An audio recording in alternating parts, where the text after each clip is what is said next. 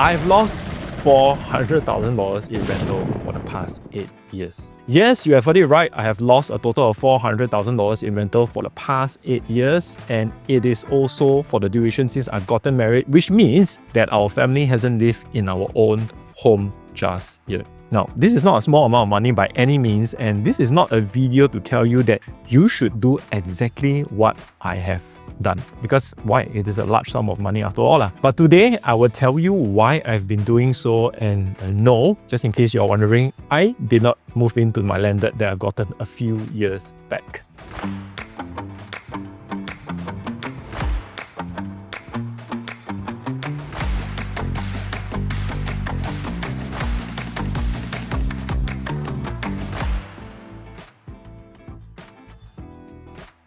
Disclaimer, whatever I share does not constitute financial advice. It is solely based on my opinion on what is right or wrong. So please do your own due diligence. If you're liking the content so far, please hit the like and subscribe button, as your simple gesture will help a lot with the YouTube algorithm.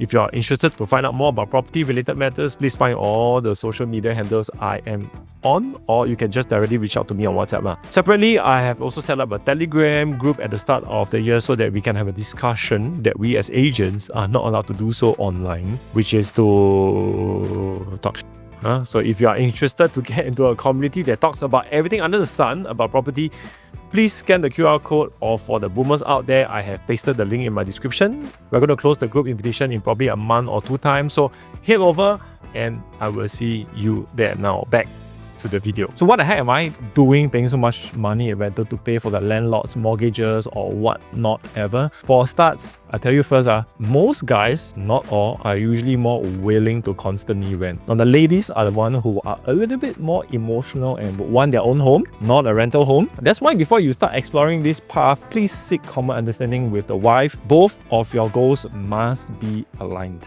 I'm very happy that on this matter, my wife is almost on the same page as me. So when I say almost, it also means there's always bound to be a moment where we question ourselves. So for a start, if you are someone unsure of whether you should do it like how I have done it, or just buy a forever home for the next foreseeable future, you can always reach out to me for discussion to see if this plan suits you or not. Ultimately, it might not be for you, as everyone's situation is vastly different. So anywho, let me break down for you on how I've incurred that much rental across the years, and to also show you how I progressively got into a more and more expensive house as the family grew. Now, when my wife and I got married in 2017, we rented a 2+ study apartment in Seletar Park Residences for about $2,000. Now, come to think about it, $2,000 back then you can get a 2+ study. I think in today's market, it will easily be double of that amount. We rented that for 12 months, so it's about $24,000. And it was until we had our first child that we upgraded to a 3-bedroom at the same development with a roof terrace. Now, I got that at $3,400 a month, and we stayed there for the subsequent 36 months. So that one is 3,400 times 36. That itself is around $122,000. Now, COVID also happened within that 3 years, and I can tell you, I still have one of the fondest memory ever in that apartment. I can't tell you why, but I would gladly move back to the house if I'm given the chance. Just too many memories. So 4 years in that same development, Seletar Park Residences, is $146,000 in rental. Then we decided to move to the Bukit Timah area as the kid grew up, and we started making plans to try getting into better school. Stayed in Duchess Crest for 2 years and paid around $4,600 a month. That's another $110,000. I didn't like that place at all. Then I moved to another place around that area for $7,700 a month. This one quite shack. I've been staying there for the past 20 months already, so that's $154,000. So 154 plus 110 is about 254. So 254 plus 146 in the previous Seletar Park is 400k. So it's really about 400k spent in the past 8 years. But all this rental can be saved if I were to buy my own house, right? I mean, of course, that goes without saying. I have repeatedly said many times that living in your own house will be the most cost-effective thing to do. Even if you are paying maintenance fees, so on and so forth, your life will be much easier. Now, let's imagine this. Instead of renting Seletar Park back then when I got married, instead I purchased a 3-bedroom in 2017. That will cost somewhere around $1.6 million. And let's say I took a loan of about $1.2 million at an average mortgage rate of 2% for 8 years, I know the interest rate will be lesser every year as your principal gets paid down, but instead of using $24,000 times 8, which is about $192,000, it's actually close to $172,000. Then for 8 years of $400 per month in maintenance fee and $200 of property tax to contend with, that will add up to around like $57,600. So in total, if I were to live in my own apartment, the cost will add up to be around $230,000. So renting versus staying in my own place cost me $170K more. Correct, right? So living in your own place will always have the cheapest cost of living. So why did I still do that? Well, there are about 2 reasons. Number one, capital appreciation. Because of our experience in the market, and if you know what I know, then buying a Seletar Park residences for own use, if any, will be an extremely emotional decision. Even though it was mainly love at first sight back then, and it is still lovely even till today, even though the room size is very small, I knew I had to make not only an emotional decision, but to also make one that best serves me well financially. Given I was about only 30 years back then, and property investment can be a good stepping stone or a big deterrent at that age, we knew back then that we will very quickly outgrow the area also, as the lack of top schools was likely going to be one of the key reasons for us moving out eventually. So in a way, there were plenty of uncertainties ahead, which I will cover in a bit. On this point of capital appreciation, Seletar Park Residences hasn't transacted any 3 bedrooms in the past year and a half, but if I were to use the normal 4 bedroom per square foot to multiply accordingly, it would probably cost somewhere around $1.9 million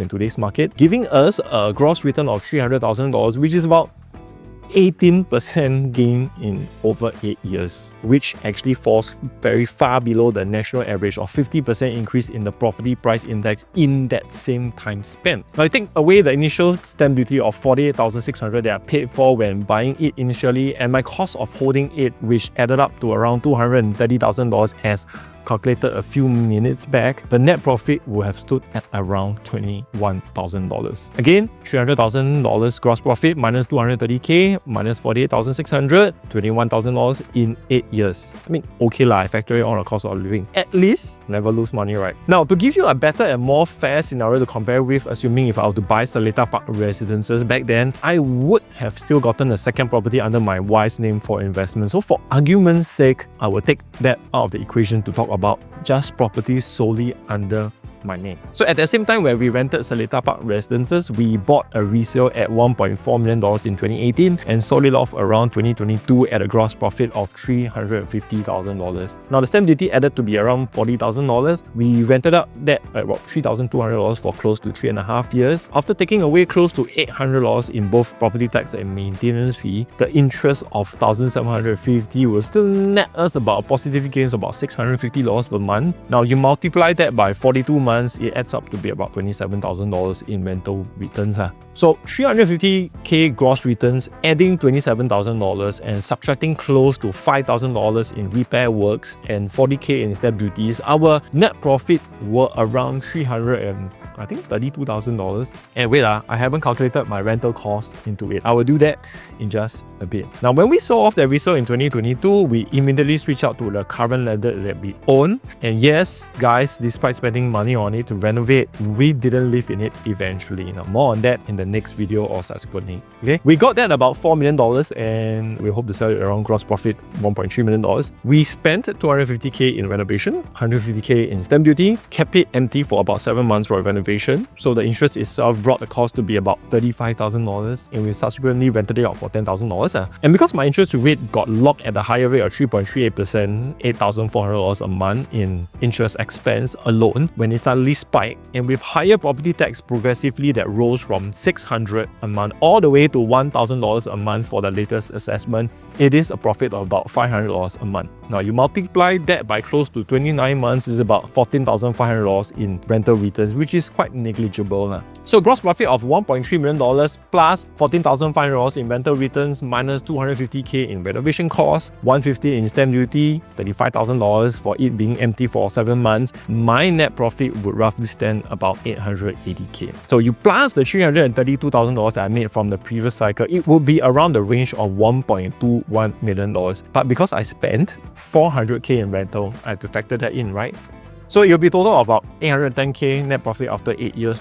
So now you see a difference. I dropped 20 cents to earn $1, meaning I dropped $400,000 to earn $810,000. Now, the previous scenario of living in my ideal home, I would have dropped $230K on Seletar Park residences, which is lesser and more comfortable, but I earned only $21,000. Again, you may say it's unfair as I managed to switch to another larger property along the way. You are right, that is very unfair, but isn't that the same sort of unfairness you will face if you were to buy a forever home that doesn't appreciate as much in time to come? And not only that, your name and money gets locked into it. If it's a property that appreciates well, still okay. But if it doesn't, that is really not the best of both worlds, it's the worst of both worlds. So if we knew that if we were to get very emotional back then Seletar Park Residences upside is going to be quite weak, and that the move will really be more of an emotional one that we might regret eventually, even though the stay is amazing. I guess a lot of you are caught in such dilemma too, wanting a place you can call home, that is yours. Actually, we also did just that,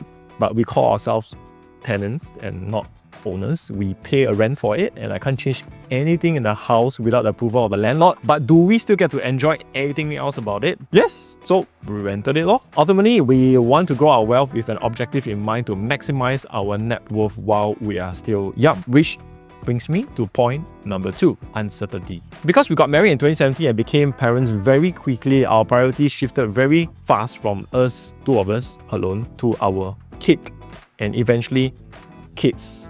So to a certain extent, we were very unsure of the concrete plans we have for ourselves, because when the kids are 1 to 3 years old, you think about different things. When they are 3 to 6 years old, you worry about others. In a sense, we knew we will try our best for our kids and to utterly put them into one of the better schools so that they can have a better foundation to work on. I know every school you may say is a good school, and education is not everything. EQ is also very important, but come on lah, if you will say that, you're just giving a diplomatically correct answer.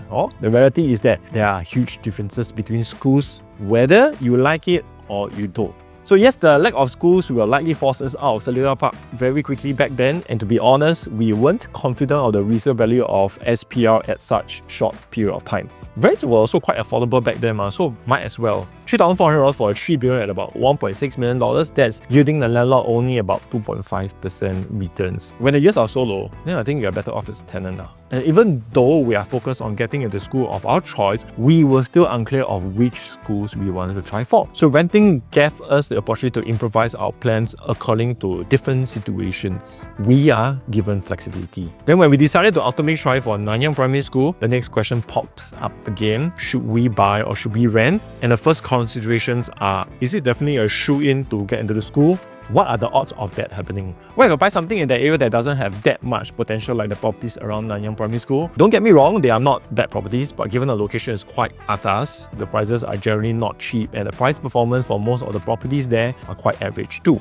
Again, we thought to ourselves, if we do eventually buy something for our own use, we know we might not be maximizing our return, as getting into the school will be one of the main reasons we are willing to make the sacrifice. So the golden question still remains, what if we put all eggs into one basket, bite the bullet, but didn't manage to get into the school of our choice? Isn't it a lose-lose situation again? Hence, the uncertainty left us no choice but to rent a house till everything is more or less settled. That's the plan. We were just not comfortable with the idea of us buying a potentially stagnant property with the hopes of getting to school, but didn't get in eventually.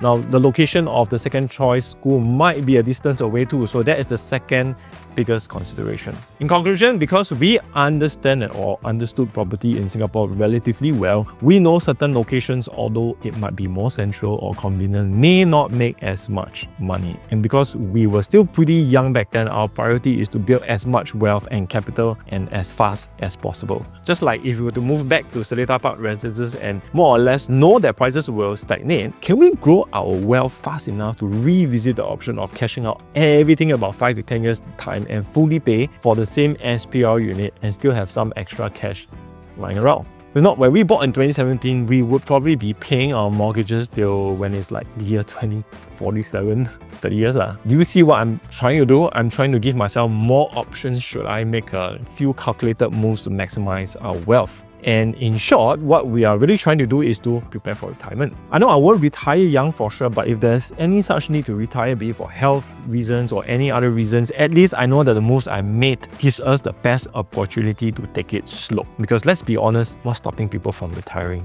Money lor. You got $10 million today, you can choose to retire ma. But if you don't have money, you don't have a choice but to work to put food on the table. I choose to work hard and invest smart to accumulate that wealth that is deemed enough. At least I have a choice to make. But what is enough then? Well, that's to each his own. Because what is enough for me might not be enough for you, vice versa. Along the way, 9 out of 10 people we met questioned our decision to not buy our first real home, and definitely there's bound to be moments where we go, hey, we should really have gotten our first home. But each time we look at the stuff we want to be living in and the potential that comes with it, we will always take 2 steps backwards. Always remember this one thing in life: whatever decision you make in life, there will always be people who will say it's right or it's wrong. Just do whatever the best that resonates with your beliefs. I do and did what I think is right for myself or us. But if you think staying in a place you cannot call home for the next 30 years is what you really want, then just do it because it is your life, your choice.